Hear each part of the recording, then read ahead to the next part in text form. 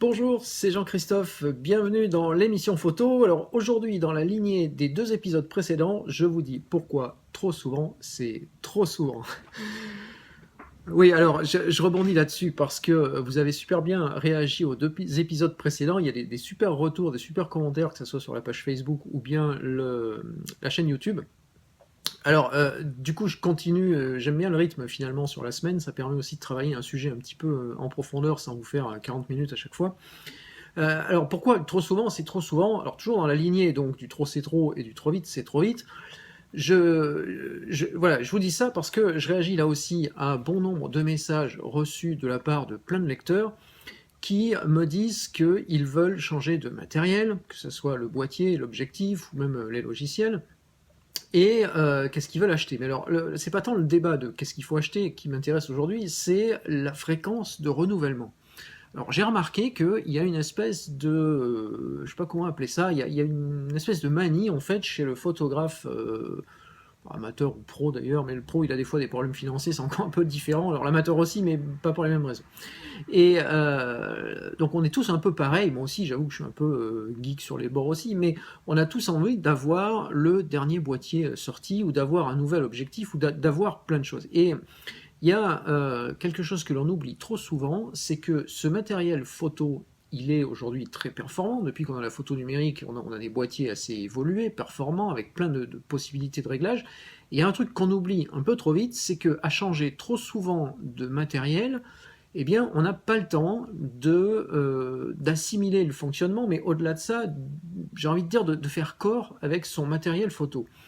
Pourquoi je vous dis ça? Parce que je trouve, alors c'est très personnel, donc je vous laisse réagir à ça, je ne sais pas si c'est valable pour tout le monde, mais moi quand je fais des photos, j'ai besoin d'être à l'aise avec mon matériel, et je peux pas, je vais pas faire les mêmes photos si j'ai un boîtier tout neuf qui sort de la boîte ou quand j'ai les boîtiers en test par exemple, que je fais avec mon matériel à moi que j'ai depuis plus longtemps. Et je trouve qu'il faut aujourd'hui beaucoup de temps pour maîtriser un appareil photo, même si on passe d'un Nikon à un autre Nikon, les menus sont les mêmes, les boutons sont les mêmes, mais le rendu n'est jamais le même, le comportement du boîtier n'est jamais le même. Si en plus vous avez sauté 2 ou 3 générations, alors là c'est flagrant. Et donc il faut une période de réapprentissage pour maîtriser le matériel. Alors sur un boîtier numérique, c'est flagrant. Je viens de poster le test du Fuji X Pro 2, c'est le boîtier que j'avais emmené à New York. Donc si vous vous rappelez, pour ceux qui me découvrent aujourd'hui, donc j'ai posté il y a quelques semaines des épisodes sur la photo de voyage. Je suis parti une semaine à New York avec du matériel en test, et là-dedans il y avait un X Pro 2 Fuji, donc un hybride Expert Pro. Et ce boîtier-là, ben, j'ai beau être déjà utilisateur d'un hybride de cette marque, il m'a fallu quelques jours pour me faire au boîtier. Je suis pas capable de le prendre en main tout de suite et puis de dire paf, ça y est, je fais un truc génial. Ou alors c'est le hasard. Alors ça va assez vite quand on connaît une marque et qu'on reste dans la même marque. Si on change de marque, c'est différent, mais il y a vraiment quelque chose qui se passe et qui demande un certain apprentissage en fait. Voilà. Alors, quand j'ai échangé le D700 pour le D750 chez Nikon, ça a été la même chose. Pourtant, c'est deux boîtiers qui sont proches, mais l'ergonomie diffère, le capteur diffère totalement. L'autofocus aussi, le traitement le traitement des fichiers avec le processeur XSpeed. Donc tout ça, ça change et du coup, il faut se réhabituer à ça. Il faut recaler ces réglages de tonalité personnalisés. Il faut refaire plein de choses. Ça prend du temps. Alors quand je vois certains qui me disent j'ai acheté tel boîtier l'an dernier, je voudrais acheter le nouveau maintenant et ainsi de suite, je trouve que ça va très vite et que finalement ça nuit peut-être bien à la qualité de vos photos. Mais une fois de plus, c'est quelque chose d'assez personnel et je suis curieux d'avoir votre retour là-dessus. Alors, je suis pas en train de dire il faut jamais changer. Je réfléchissais à ce que je vous disais là depuis plusieurs jours. Je me dis voilà, faudrait pas qu'il pense que je suis dans un conservatisme à toute épreuve et que en fait, je suis en train de dire il faut jamais rien acheter, jamais rien changer parce que c'est pas l'idée. Je viens encore de m'acheter 2 optiques cette semaine. C'est pas ça l'idée, mais c'est juste que je persiste à dire qu'il faut le faire à bon escient, qu'il faut savoir pourquoi vous faites un achat et en avoir en plus le besoin. Bon, ça, c'est toujours la même chose que je vous raconte. Pour les objectifs, c'était mon deuxième point, c'est la même chose. Je trouve qu'un objectif, c'est finalement aussi complexe à maîtriser qu'un boîtier, même s'il y a moins de réglages, mais au-delà de la focale. Alors, un objectif, il y a la focale, et puis après, il y a le rendu de l'objectif. Même à focale égale, vous prenez on va prendre le plus standard possible, vous prenez un 50 mm 1.8 chez Nikon, vous n'aurez pas le même rendu qu'avec un 50 mm 1.4. Mettez celui que vous voulez, mais c'est l'idée. C'est la même focale, mais du fait que ce ne sont pas les deux mêmes optiques, donc pas la même formule optique, pas le même traitement des lentilles, et pas la même ouverture, vous aurez des résultats différents. Donc il va falloir vous réhabituer à cet objectif-là. Et je crois que là aussi, on ne peut pas faire des photos sympas, on ne peut pas avoir un système photographique avec lequel on est super à l'aise si on n'a pas pris le temps de s'y faire, en fait, de l'utiliser. Et à changer trop souvent, je crois qu'on s'y perd aussi. Alors, j'ai eu plusieurs lecteurs là, ces derniers mois qui m'ont dit, en fait, ben moi je prends un objectif, j'utilise quelques temps, alors semaine, mois, ça dépend un peu des gens, je le revends, j'en rachète un autre, j'en reprends deux, j'en retiens un, voilà. Alors bon, j'ai rien contre, hein. Après tout, on est encore en République, et puis chacun fait ce qu'il veut avec son budget, et c'est aussi, je sais que la photo pour certains, quelqu'un me l'a dit très justement sur, je crois que c'est sur la page, enfin je sais plus, sur YouTube, peu importe, on a aussi le droit de faire ce qu'on veut, et puis si on veut changer son matériel comme on en a envie, bah, après tout, rien ne l'interdit, et fort heureusement. Donc, surtout pas moi. Mais je crois que là aussi, si vous êtes dans une optique de... je n'ai pas fait exprès celle-là. Si vous êtes dans une démarche de développement de votre créativité personnelle, ne changez pas trop souvent votre matériel, ne multipliez pas les occasions de vous déstabiliser parce que c'est ce qui va arriver. C'est bien d'avoir plusieurs objectifs, j'ai rien contre, j'en ai plusieurs aussi, mais quand vous êtes sur un sujet, évitez de changer trop souvent. De la même façon que quand vous traitez un sujet, je sais pas, je fais des photos de danse par exemple, donc spectacle vivant, souvent dans des endroits, des lieux qui sont assez peu éclairés, voilà, j'ai une façon de faire avec mon boîtier, avec une optique bien particulière. Je sais que si je change à chaque fois de matériel, si je change de boîtier, si je change d'optique, j'ai pas les mêmes résultats parce que je suis plus en confiance de la même façon, alors que là, je suis arrivé à trouver un couple boîtier-objectif qui me convient, et tout est naturel, les réglages sont naturels, j'arrive, je suis tout de suite dans le bain, et ça sort, et c'est pour moi la façon d'oublier le matériel au moment où je fais la photo. C'est important aussi donc pour un objectif parce que ça va vous permettre, si vous ne changez pas trop souvent de matériel, vous allez faire le tour de votre matériel. Alors là, ça va déjà répondre à une première question. Alors celle-ci, je l'ai 100 000 fois par jour. C'est je veux changer de boîtier, qu'est-ce que je dois acheter? Alors là, comme d'hab, j'ai pas de réponse à ça. Mais la seule réponse que je peux vous faire, c'est quelles sont les limites de votre boîtier actuel. Si vous ne savez pas quelles sont les limites de votre matériel actuel, à quoi ça sert d'en changer? Si vous êtes capable de dire la limite c'est l'ISO, la limite c'est la rapidité de l'AF, la limite c'est l'ergonomie, la limite c'est je sais pas quoi, d'accord. Si vous n'avez pas les réponses à ces questions-là, ça sert à rien de changer de boîtier, hormis à vous faire plaisir, et ça c'est un autre débat. Mais ça sert strictement à rien. Donc moi je ne sais pas quoi répondre quand j'ai cette question-là, et généralement la réponse que je fais c'est quelles sont vos limites, et j'ai jamais la réponse d'ailleurs. Donc un objectif, c'est pareil. Quand vous me dites, il faut que je change, alors c'est pas il faut, mais souvent j'ai des remarques comme ça où on me dit, voilà, quel objectif je dois acheter? Ben, j'en sais fichtre rien, parce que déjà vous me dites pas quel boîtier vous avez, vous me dites pas pourquoi c'est faire, vous me dites pas d'où vous venez en photo, et accessoirement vous n'en avez pas le budget. Donc je peux pas vous répondre, mais là aussi j'ai envie de vous dire, avec le ou les objectifs que vous avez déjà, qu'est-ce qui vous bloque? Où est-ce que vous êtes aux limites? Qu'est-ce que ça vous empêche de faire? Alors, bien sûr, si c'est pour vous faire plaisir, si c'est pour dire tiens, j'ai un zoom, je sais pas, 24-70, je vais me payer un 50 constant, enfin un 50 fixe parce que je trouve ça sympa, super, allez-y, là j'ai rien contre, et d'ailleurs moi je l'ai fait aussi. Mais si c'est juste pour dire et si je prenais un autre modèle, à quoi ça va bien servir? Donc il faut avoir une bonne raison pour le faire. Et à changer trop souvent, là aussi, vous allez vous retrouver dans des situations où vous allez devoir réapprendre à utiliser votre matériel, et cette fréquence de renouvellement, elle va probablement dégrader, je ne sais pas si c'est le bon terme, mais elle va nuire en fait à la qualité de ce que vous allez sortir. Alors, mon troisième point, c'était sur le logiciel. Alors là aussi, il y a beaucoup à dire sur le logiciel photo, logiciel au sens post-traitement, parce que je vois des choses qui me font bondir, que ce soit sur le forum du site ou par mail, où certains me disent « mais moi j'utilise ça, mais je viens changer ça, puis maintenant je suis passé à ça, et puis j'ai utilisé Lightroom, mais je passe à DxO parce que j'ai essayé Photoshop, et puis maintenant j'essaye ACDC, et puis je vais réessayer Capture One Pro, puis je sais pas quoi ». Alors ça, pour moi, c'est, pardonnez-moi l'expression, je vais peut-être être un petit peu dur avec ces gens-là, alors si vous en êtes, je m'en excuse d'avance, mais pour moi, c'est juste n'importe quoi. On ne peut pas faire du post-traitement en photo en changeant aussi souvent de logiciel. Alors c'est encore pire que le matériel photo. Je veux dire pourquoi? Parce que, premièrement, vous ne pouvez pas reprendre dans un nouveau logiciel ce que vous avez fait dans les précédents. C'est excessivement difficile. Alors, à la rigueur, si vous restez chez le même éditeur, si vous avez fait des traitements dans Photoshop que vous passez à Lightroom, c'est jouable. Mais quand vous changez de logiciel, ceux qui sont passés de Aperture à Lightroom savent de quoi je veux parler. Aperture, c'est le logiciel de Apple qui a été donc arrêté par Apple, qui est plus supporté. Donc il faut passer à autre chose.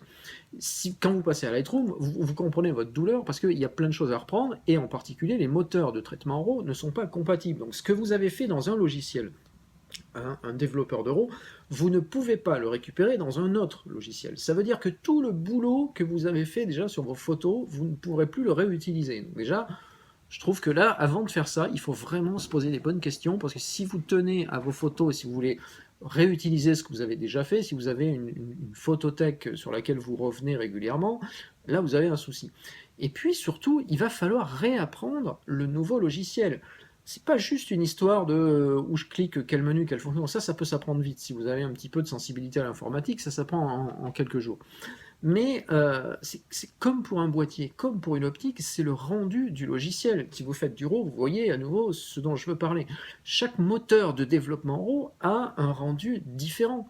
Vous n'allez pas, vous prenez le même fichier RAW, vous le développez dans Capture One Pro, vous le développez dans Lightroom et vous le développez dans, je sais pas, Capture NXT chez Nikon, vous n'aurez pas le même résultat, même en y passant un certain temps. C'est normal, parce que chaque développeur a sa façon de traiter les fichiers, il a sa couleur, il a sa tonalité, et c'est ce qui fait l'intérêt des logiciels, c'est de choisir celui qui nous plaît. Donc là aussi, quand je vois des gens changer aussi souvent de logiciel, mais je me dis, mais comment est-ce qu'ils peuvent arriver à faire quelque chose d'abouti, parce que pour moi c'est pas possible, quoi. Voilà. C'est différent de, il y a certains sujets où je ne dirais pas nécessairement la même chose. Vous voyez, vous changez d'ordinateur par exemple, bah, si vous avez besoin d'une machine puissante, ça peut être bien de changer d'ordinateur souvent, parce que effectivement là vous restez toujours à la page. Et puis un ordinateur, c'est le système d'exploitation que vous avez en face de vous, c'est pas la machine en elle-même. Donc si vous passez d'un ordinateur d'il y a 2 ans ou il y a 1 an avec Windows 10, vous prenez l'ordinateur à la mode du moment avec Windows 10, vous voyez pas trop la différence, parce que le clavier c'est toujours le même et Windows 10 c'est toujours le même Windows 10. Donc c'est pas pareil. Mais en photo c'est différent. C'est y a vraiment un apprentissage à faire. Et pour donc reboucler sur ce sujet du jour, je trouve que changer trop souvent de boîtier, d'objectif ou de logiciel, pour moi, ça va nuire à la qualité du travail que vous êtes capable de faire. Alors, là, vous allez peut-être me dire, bah oui, mais alors c'est quoi la bonne fréquence? Est-ce que c'est, si c'est pas tous les ans, est-ce que c'est tous les 2 ans, est-ce que c'est tous les 5 ans? Honnêtement, j'en sais rien. Parce que pour moi, je vais vous faire toujours ma même réponse, je me rabâche, mais je rabâche, mais c'est toujours la même chose. C'est quand vous êtes aux limites de quelque chose, posez-vous la question.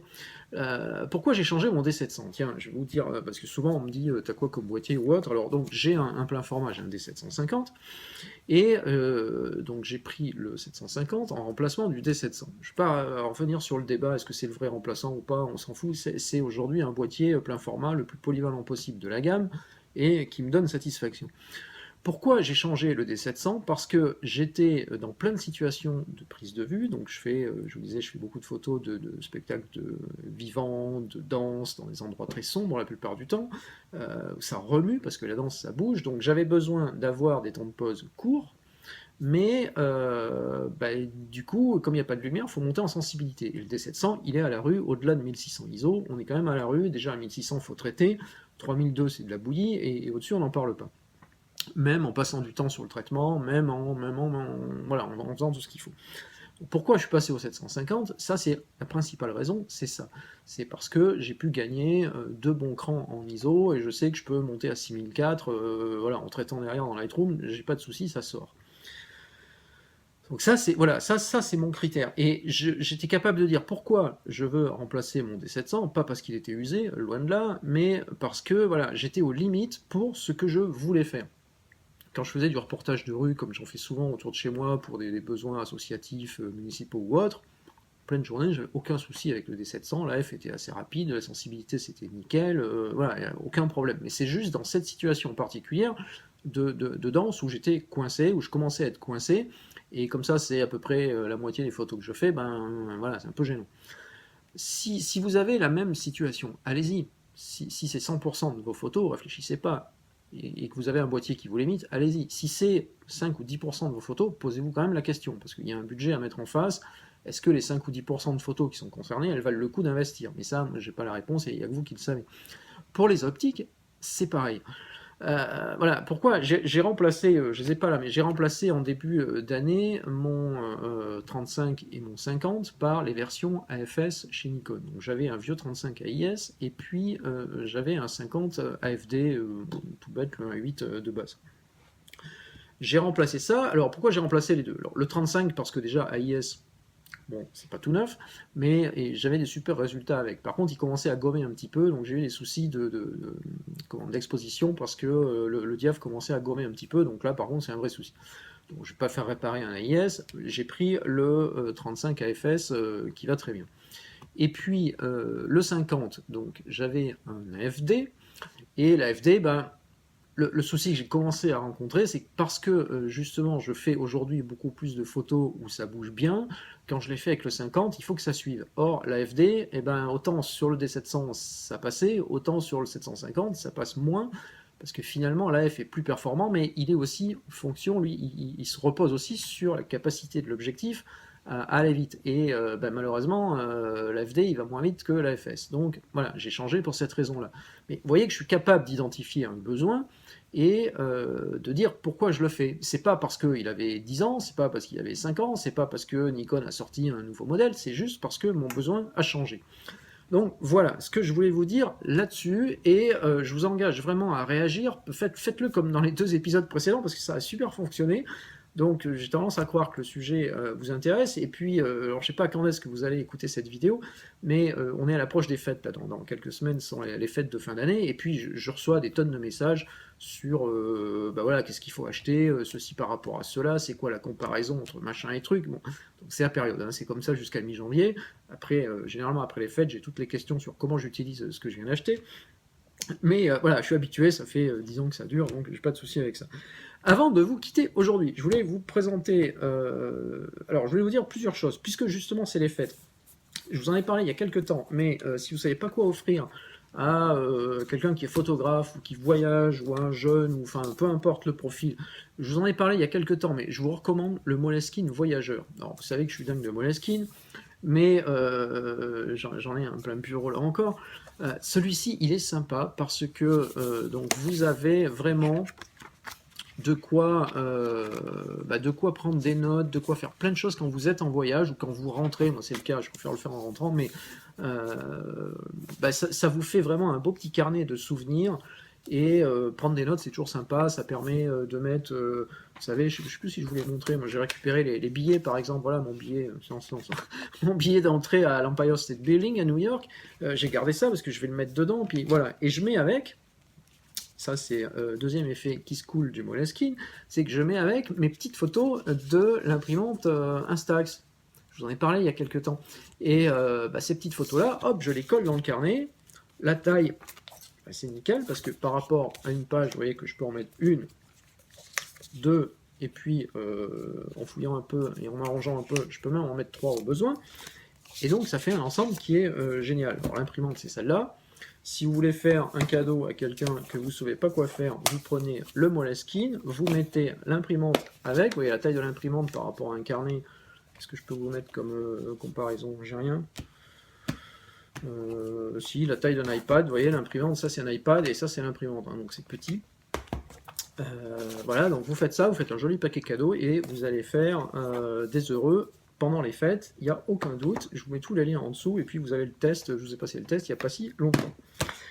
Je termine avec un bouquin dont je vais vous parler prochainement qui s'appelle Les secrets de la photo de portrait. Alors ça c'est écrit par Pascal Druel qui est photographe et qui vous dit tout sur le portrait en intérieur, en extérieur, sur la maîtrise de la lumière. Voilà, je n'ai pas encore fait la revue donc je ne vais pas vous en parler beaucoup plus. Mais je vous en parle si vous voulez anticiper un petit peu. Dans cette série-là, on n'a pas trop de soucis généralement. Puis je connais un petit peu Pascal, donc je sais que ce qu'il nous produit est généralement de bonne qualité. Voilà, je vous montre de plus près, ça s'appelle... Voilà, on ne voit plus. Les secrets de la photo de portrait, c'est Pascal Druel, et c'est sorti aux éditions Erol. Alors dans le même style, je ne sais pas si vous l'avez vu, il y a Les secrets de la photo argentique.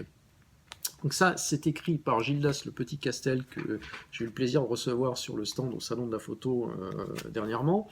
Donc là, c'est tout sur l'argentique, c'est le bouquin à la mode en ce moment. Enfin, si vous voulez, sur l'argentique, il y a le Bachelier qui est la Bible, la référence. Et puis, il y a Gildas qui est aussi un auteur et qui est très intéressant dans sa démarche, je trouve. Alors justement, le sous-titre, c'est Démarche matérielle, développement, tirage. Voilà. On fait d'une pierre deux coups, les secrets de la photo argentique, les secrets de la photo de portrait. Je vous en parle d'ici quelques jours sur le site. Je vous remercie de m'avoir suivi jusqu'ici. À très bientôt demain pour la prochaine émission.